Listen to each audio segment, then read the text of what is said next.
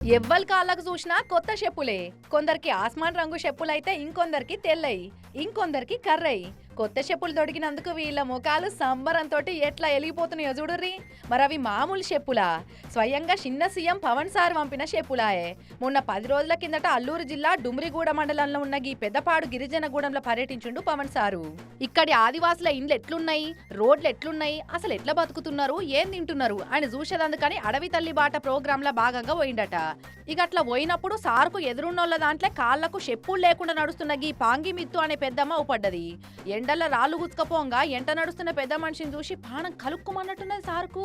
ఇక ఆమెతో పాటు ఊరోళ్ళందరికి కలిపి 345 జతల చెప్పులు పంపి సంబరం నింపిండు. అయితే ఇట్లా చెప్పులు పంపినందుకు వీళ్ళంతా సంతోషపడుతుంటే గీ చెప్పులు పంపిస్తావా అని కొందరేమో కండ్లల్లో నిప్పులు పోసుకుంటున్నారట.